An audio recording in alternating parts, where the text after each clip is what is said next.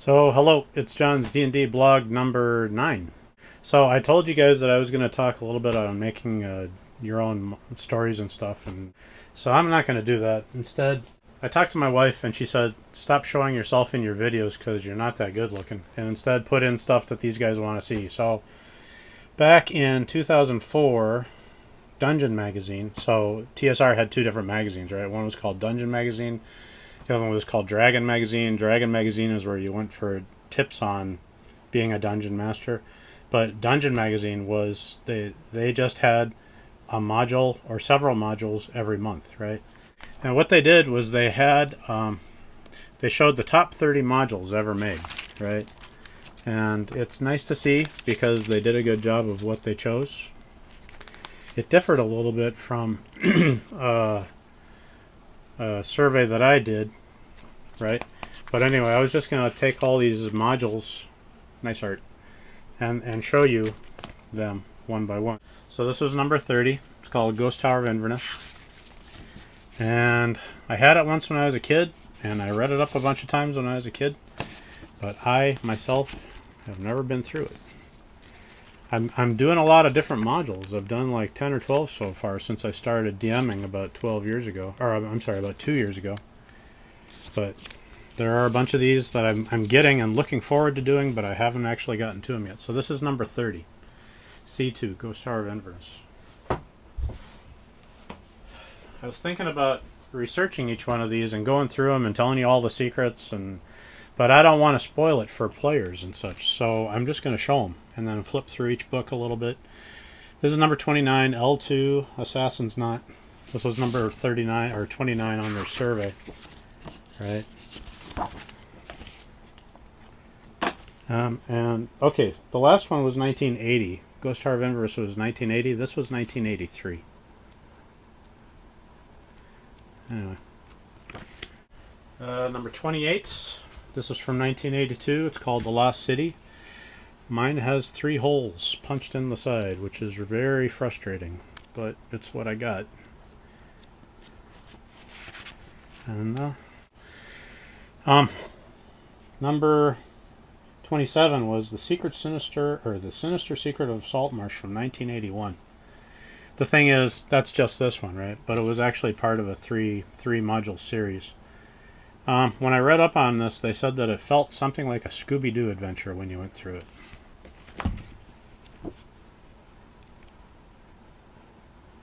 It's just nice to look through the old books.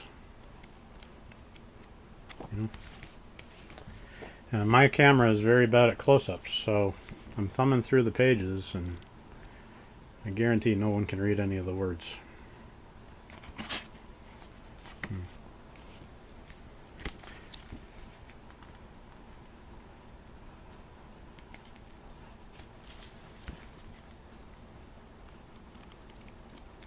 Okay.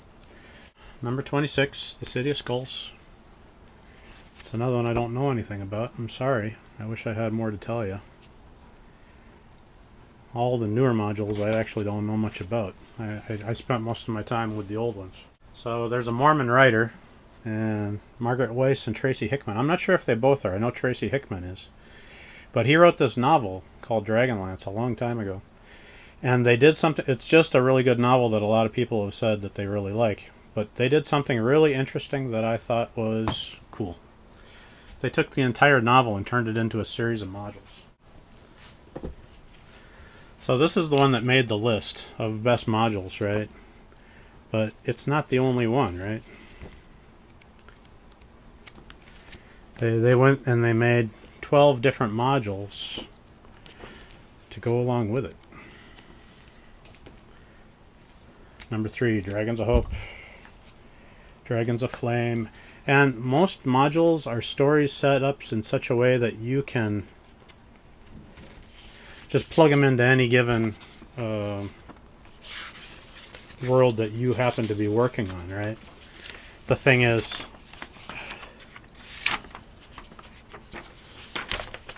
this thing, it's a series of modules, right? So it is all by itself its own campaign. I mean, you are certainly welcome to try to fit it into your own, but this thing is kind of overpowering. kind of forces you to obey it. I did a module survey in 2015, March of 2015, and everyone more or less said that they didn't like this. You know, that they didn't like this series of modules. They said that the modules came in and they kind of took over the player's characters from time to time, which was, I could see how that would be very frustrating for players. And as far as DMs go, you don't get to create your own world. You have to kind of obey the world that's here. But nonetheless, everybody keeps talking about it, you know? And that's, so people seem to really care about it, and that's fine with me, you know? Anyway, it's a Mormon wrote them, so I want to show some support for the guy. So I've got these. Someday, when I'm feeling like devoting an entire D&D group to just one particular, you know, campaign, their campaign, then maybe I'll consider doing that. But that's a big investment, and I'm not sure if I want to do that. I think I'm not going to open up each and every one of these, but I'll show the outsides of them. Dragon of Light, DL7. Dragons of War, DL8. Dragons of Deceit, DL9. Dragons of Dreams, which looks interesting. And it's kind of beat up. This one was kind of interesting. Dragons of Glory. This is like the most expensive one of the set. Because it comes with these counters, and as soon as everyone gets counters, of course the first thing they do is they punch them all out so they can play the game. Luckily enough, I got a set that they weren't punched out yet. Lots of maps, and it's interesting. This one looked like no module I've ever seen before. It almost looked like a game, like a board game. Goes on to 12, DL 12, Dragons of Faith. DL 13, Dragons of Truth. DL 14, Dragons of Triumph. And this is where the Tracy Hickman stuff ends. But they did have a couple of modules that came after it. One was called Mysticrin and the other one Worldicrin. A lot of people were kind of critical of these because it seems that the people who wrote these didn't actually know much about the entire Dragonlance world. I guess some of the names were misspelled or whatever. That's too bad.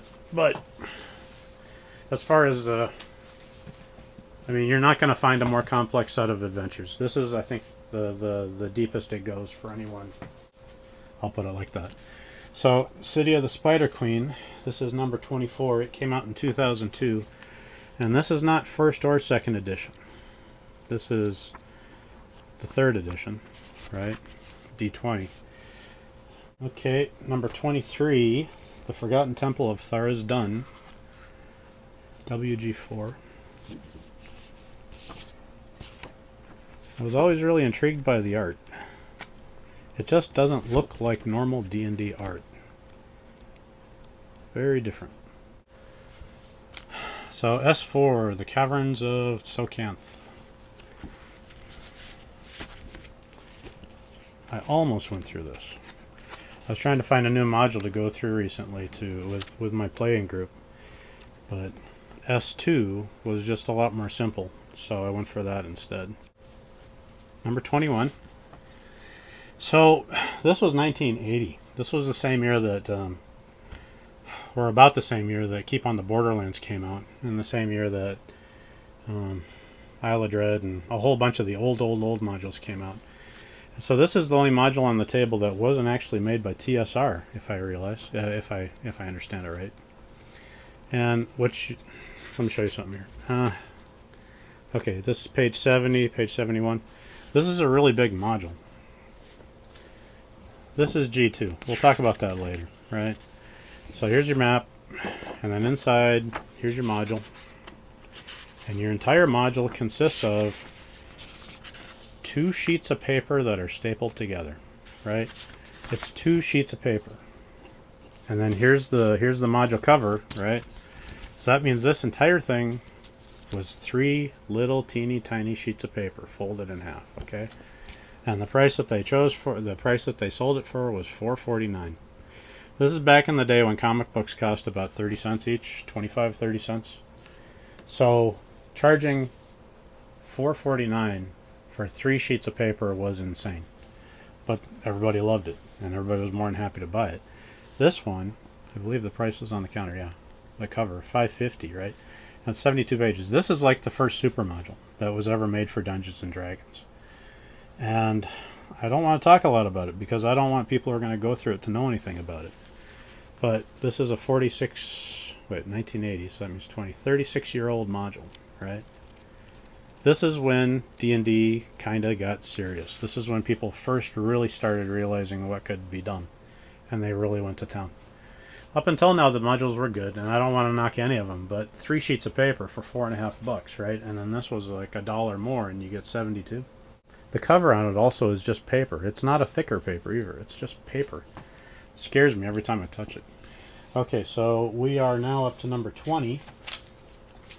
Scourge of the Slavelords. It's a 4 module series, A1, 2, 3, and 4. And these are all designed for tournament play. Haven't been through these either. All I know is what I can tell you. All I know is what I've heard other people say, right? So if you look at this, right?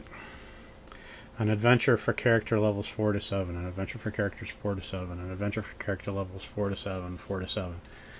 So when you go through these modules, if you actually start out here in 4th level, I mean, by the time you get here, everything's going to be so easy.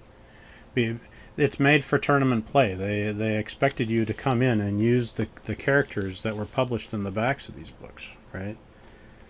Tournament scoring. And then they gave you all these tournament characters that you used. So these are a little bit harder to plug and play into your own particular campaigns. But a lot of people really like them. I don't think they're terribly popular, but a lot of people talk about them, you know? So they're on the list. Somebody must have loved them. I personally just don't know a lot about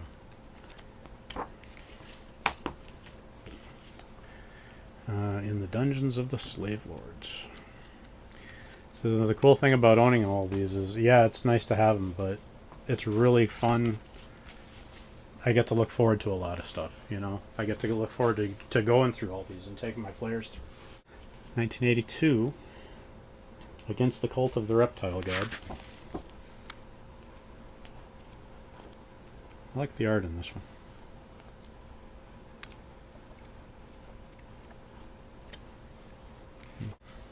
The Hidden Shrine of Tamoachan, 1980. Module C1. Had a South American theme. Came with a booklet of illustrations. That's always fun. So the next one is, in my opinion, kind of nuts. And it scares me to death to even think about getting into it. But it's this one here from 1991. The Ruins of Undermountain, right? Most of these other modules, they're like 32 pages, 38 pages. This one is a college class, just like T1 to 4. Comes with a couple of books. Right? And that's fun. A lot of the stuff I don't know a lot about yet. But when you look at these maps that I'm going to show you, this is the part, this is where you get to see why I'm scared to do this one.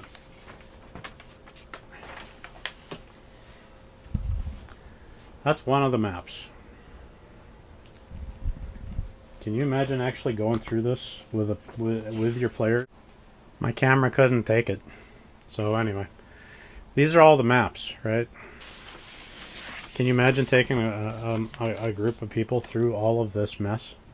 And I mean mess in the nicest way possible. I mean, I appreciate the work these guys went through. The thing is, that's the funny part. Here's the funny part. After they did this, right? They made it even bigger, right? So here's the Ruins of Undermountain 2, right? The deep levels. Okay. I gotta move on. I can't show you everything. But it's an impressive collection of stuff. Like I said, I'm scared to get into it. In the same way I'm scared to get into the Dragonlance novel, or the Dragonlance module series. Once you get in, you know, it's nice to know that there's going to be an end of the tunnel someday, a light at the end of the tunnel someday. Okay, so the next one that came after this is going to be number 16, the Isle of Dread, right? And it originally came in the expert set. This is where I actually learned how to play D&D. Those little teeny tiny books from episode 5, that's not where I learned it. I learned it on these books right here. Right. There's actually this is the expert set, and then there's also a basic set. I'll show you that one too. But so this came out in 1980. Right. I found this box on eBay. Okay, all the corners were split, so I went through and basically just glued them all back together. So the only thing that's keeping that box looking like a box is glue. But this one was fun. This is the one that I just recently ran a bunch of little kids through. I scared the heck out of them too. It was a lot of fun. It's King Kong without the King Kong. It was republished a few different times. One thing I thought was really interesting. Look at this. They're different heights. All right. One of these modules was made and designed to fit into this box, right? And the other one doesn't fit. Strangely enough, this is the one that came in the box, and that's why the bottom of it is bent like that. They just crammed it in. Chateau d'Amberville, Castle Amber.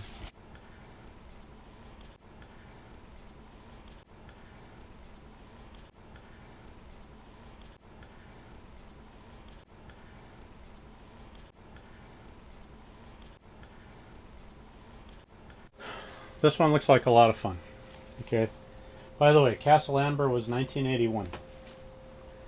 I should be saying the names of the people who wrote these things too. I'm sorry, I just forgot to do that. It's in the magazine if you ever get your hands on it. But this one's called Dead Gods. It's a new one, so a lot of guys might not be as interested in pursuing it, but honestly speaking, this is going to have a lot of appeal for us older guys.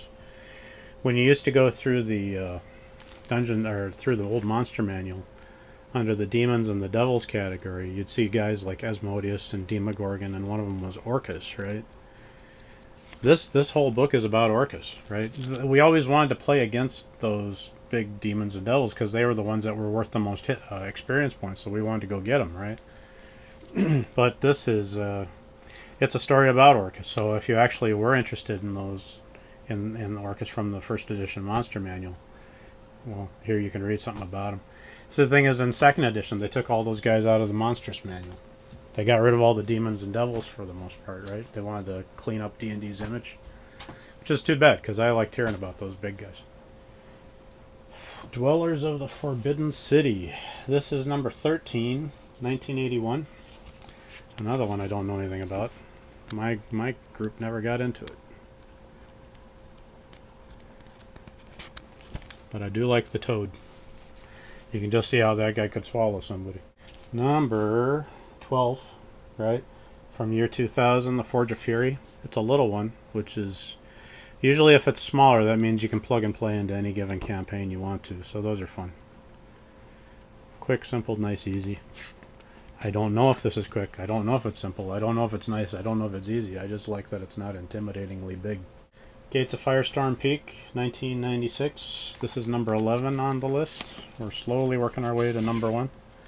Comes in a little folder. A lot of these modules, they're all available at www. I think it's Drive-Thru RPG or Drive-Thru RPG or RPG Drive-Thru. Comes with a couple of maps, but the one that I bought is missing a map. Hopefully someday I'll get that. Number 10, 1998. Return to the Tomb of Horrors. We'll talk about Tomb of Horrors later on, but they did a few of these. Return to the so-and-so. Return to the so-and-so. So this is Return to the Tomb of Horrors. Honestly speaking, Tomb of Horrors is like the one module in D&D that has all the history. Like the thickest history of maybe any other module in the game. But I'm not going to talk about that yet. I'll wait till we get to that one. This is actually going for quite a bit on eBay nowadays. Towards $100. Towards $100, and it comes with a facsimile reproduction of the old S1 module as well.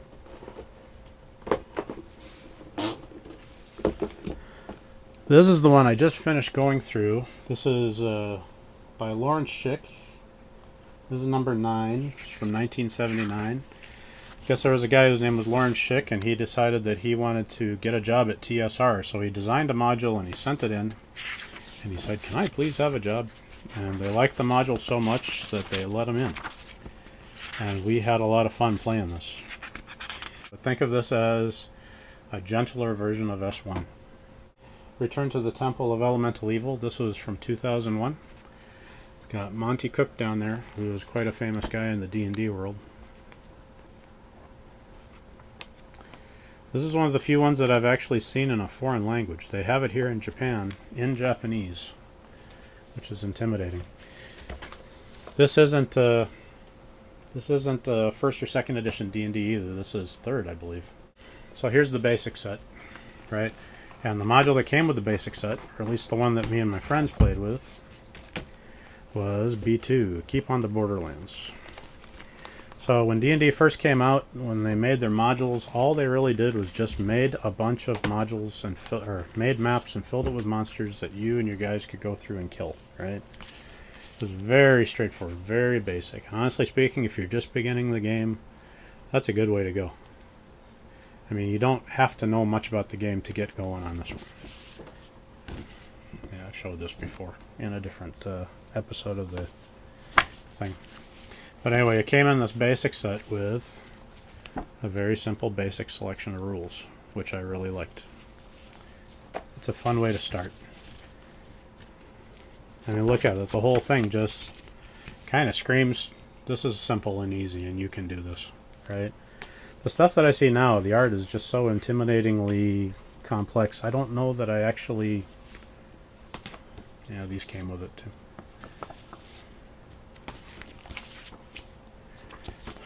TSR RPG interest for playing games. Yeah. It's fun. That's the module of all of them that I think I know the best. B2, Keep on the Borderlands. Number 6. The Desert of Desolation. It's a 3-module series, and this one is also by Tracy and Laura Hickman. Well, actually, Tracy Hickman and Laura. The Dragonlance books were Margaret Weiss, but this is, I guess, Tracy's wife, Laura. Actually, I should just stop talking because I have no idea what I'm talking about, but they're fun. When I was going through these, I really liked the maps. Tracy Hickman, he had a really good way of doing maps. It's just more than just the little 10 by 10 squares, but it's not so complex or ornate that you don't understand it. The art doesn't get in the way of comprehension, which is extremely important.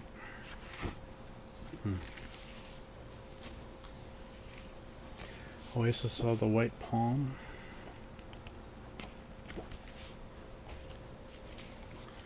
Lost Tomb of Martek. It's fun. Very pretty. Okay, we're at the top. We're at the top 5. This is the module I'm just starting with my group, and this one is an old, beat-up piece of hamburger, but it's all I got, and I treasure it. Actually, not, but okay. So it's this is from 1980, Expedition to the Barrier Peaks, and this is like whenever I hear people talking about D20 or 3rd edition D&D or GURPS or any given game system that they say is superior to D&D because D&D is somehow limited to just fantasy, and it's not.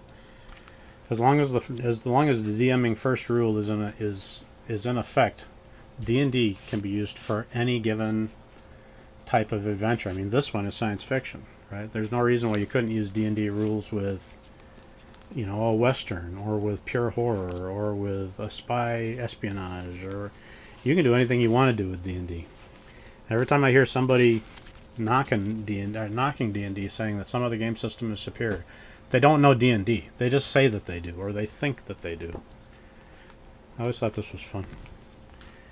He signed his map. I thought that was nice.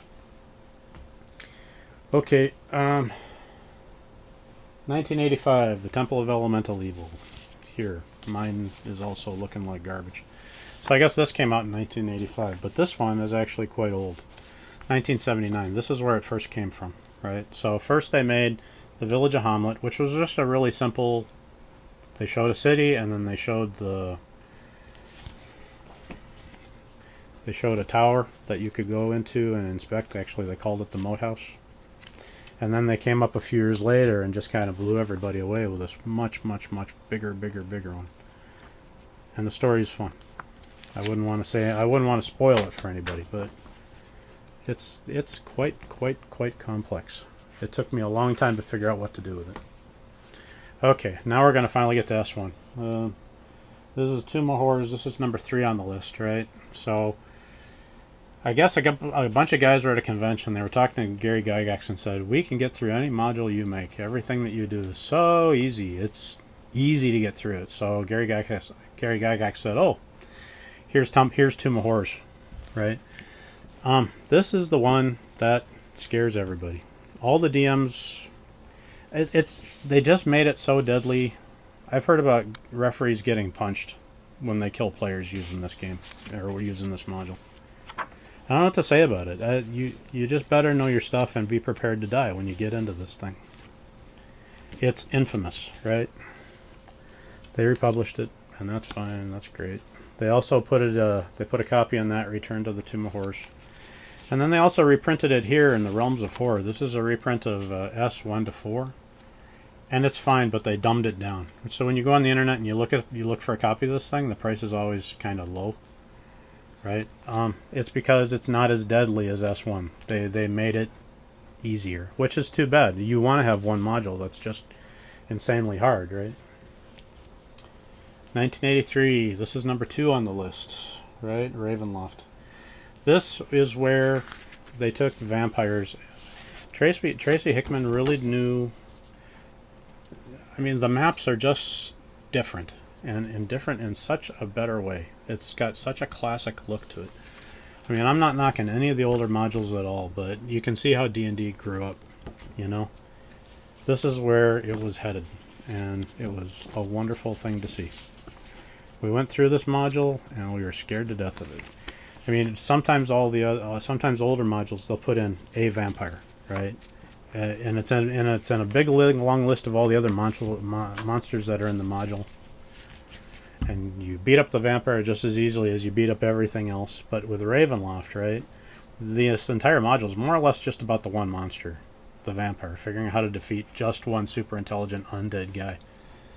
They just realized that the vampires could be so much more deadly. And they're right. Okay, this is number 1. It was a set of 7 modules that came out. Right, and in these first modules, everyone knows these that's into D&D at all. These are the giants. You run through the giant series. I mean, when I talk about maps being full of stuff that your players can go in and kill and get XP off of, that's more or less what it felt like. Your DM can add stuff to it if he wants to, but it still can be just a very simple, easy romp through this place. It's a set of those modules that you don't have to know D&D very well to get through. But then the more you know about it, you can add your own details to it, right? So the first 3 modules were all about the giants. And then you go underground. And then you meet this new race called the Drow. Right? And that's a completely different experience all on its own. Like I said, I don't want to say too much because I don't want to spoil it. But then they went through this. And then once you finally get through all the underground stuff, you go and you actually get to meet a god, which I think was like the first god that they actually put into a module. Maybe not, because there was a god in this one too, right? But I guess my camera's about to run out, so I think I'm gonna let it run out, and then I'll talk some more. Okay, so these are the ones that made it to the top of the list. 1986, right? And Queen of the Spiders. The thing is, these aren't actually Queen of the Spiders. These are all the modules that they would eventually take and turn into this, right? And these all came out in about 1979. This Steading of the Hill Giant Chief, that's 1978, right? I say this a lot about the older modules. It's just maps full of stuff for your players to kill and get experience points off of, right? So you could take all of these modules and plug and play them into your own campaign, and then you could add like parts of your own storyline. So like if you have a city that you want players to frequent, or if you've got a given bad guy that you want your players to interact with, you can have these modules going on at the same time that you're having your own campaign go on, right? The thing is, when it came here, it's another super module, right? So they added all the stuff that was in these modules back here, but then they also added a whole bunch of background stuff, right? Lots of names of places, lots of other events. So they basically turned these 7 modules into its own campaign, more or less. And it kind of takes over your world. So I guess when you're going to choose whether or not you want to use these or this one, you just have to choose. You have to decide how much you personally want to be in control, right? So if you just use these, you can do those and just have them go on with your normal campaign as is. Or if you want to have your campaign kind of taken over, then you would use something like this. So anyway, that's the top 30 modules that D&D ever made. If you want to see it yourself, the actual article is pretty cool. November 2004, Dragon Magazine. It's issue number 119, issue number 116. Anyway, so next week's going to be episode number 10, and I don't know what I'm going to talk about. Thank you. Have a good afternoon, evening, whatever. Bye-bye.